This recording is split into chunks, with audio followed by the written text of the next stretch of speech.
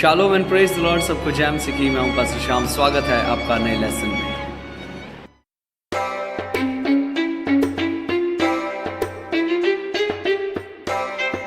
मेरे बहन भाइयों, आज का जो लेसन है ये आता है उत्पत्ति की पुस्तक 12वां अध्याय उसके 10वें वचन से 20वें वचन तक। मेरे बहन भाइयों, ये जो वचन है ये बहुत ही महत्वपूर्ण है और इस लेसन के अंदर हम देखते हैं कि अब्राहम ने किस तरीके से उस वादे किए हुए देश को छोड़ देता है एक परेशानी और एक दिक्कत के चलते हुए। मेरे बहन भाइयों, परमेश्वर ने अब्राहम को आवाज़ दी।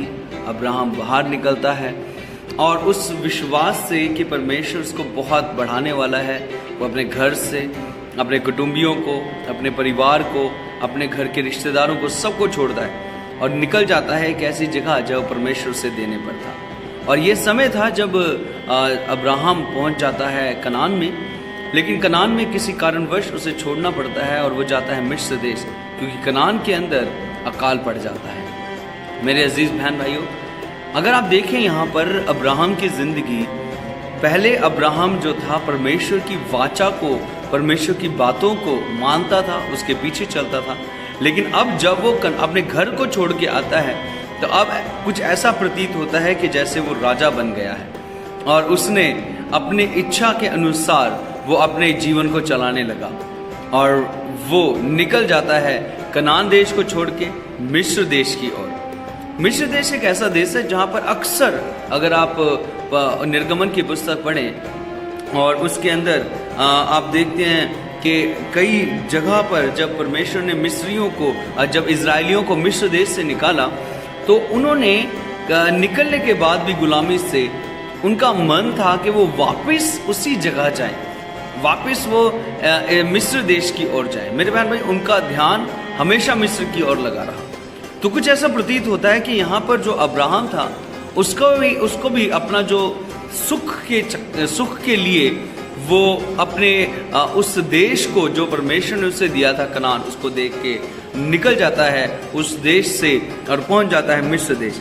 जब हम मिस्र देश की कहानी को पढ़ते हैं यहाँ पर, तो हम बहुत सारी ऐसे उतार और चढ़ाव पढ़ते हैं अब्राहम की ज़िंदगी के अंदर, जो कि बहुत महत्वपूर्ण है हमें समझने के लिए। और जिसके अंदर सबसे बड़ी बात आती है कि अब्राहम सारा और अपने उस रिश्ते को छुपाता है जब मिस्र देश पहुंचता है और फिरौन के सामने अपनी पत्नी होने से इनकार करता है।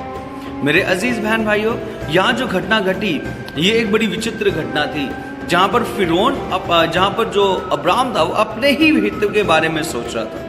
वो कहता है कहीं ऐसा ना हो कि तेरे कारण मेरे प्राणों को कुछ घात किया जाए या कुछ आहत पहुंचे।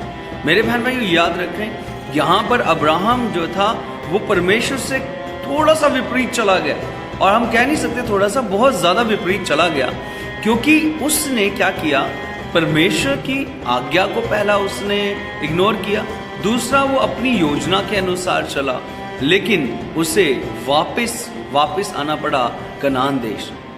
मेरे अजीज बहन भाइयों, याद रखना, यह जो घटना है ये हमें बहुत ही एक गहन चिंतन और गहन सोच की तरफ लगाती है कि क्या आज हम जो मसीह हैं, जो प्रभु यीशु मसीह पर विश्वास करते हैं, क्या हम सच में परमेश्वर के वचन पर विश्वास करते हैं? क्या सच में हम उसकी योजना को सुनकर, उसको मानकर उसके पीछे चलते हैं, या फिर हम अपने हिसाब से अपनी ज़िंदगी को जीना पसंद करते हैं? एक यहाँ पर बात अगर हम देखते हैं कि जब अब्राहम निकला मिस्र देश से, कनान देश से निकला और मिस्र देश पहुंचा, तो क्या जो अब्राहम था उसको क्या परमेश्वर ने छोड़ दिया था? मेरे बहन भाइयों, परमेश्वर ने अब्राहम को नहीं छोड़ा था, बल्कि परमेश्वर की दया उसके साथ थी। मेरे बहन भाई, यहाँ पर एक बहुत बड़ी बात जो हमें इस वचनों से सीखने को मिलती है वो ये है कि परमेश्वर की दया हमें उद्धार के पास लेकर जाती है, हम उद्धार हमें देती है परमेश्वर की दया।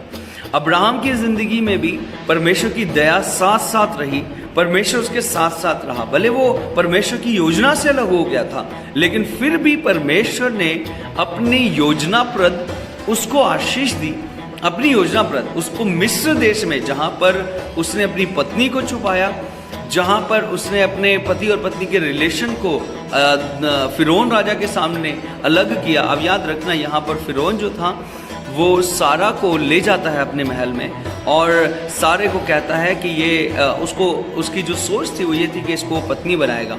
लेकिन अब्राहम ने अपनी जान बचाने के लिए सारे को कहा कि तू वहाँ पर बोलना कि तू मेरी बहन है। मेरे बहन भाई, ये बहुत ही विचित्र बात थी जो देखी जाती है मिस्र देश के अंदर जब अब्राहम पहुँचता है। मेरे बहन भाई, आज जो सवाल है हम सबके लिए कि क्या हम मसीह लोग जब अपना मन फिरा देते हैं, जब हम परमेश्वर को जानते हुए अपने गलत काम करते हैं, हम परमेश्वर की सच्चाइयों से उसकी पवित्रता से मुड़ते हैं, क्या ये हमारे लिए आसान है? मेरे बहन भाई, इस चीज़ का ध्यान रखें, वो हमारे लिए बिल्कुल भी आसान नहीं है। मेरे अजीज़ों, हम बचाए गए हैं प्रभु यीशु मसीह के अनुग्रह के द्वारा।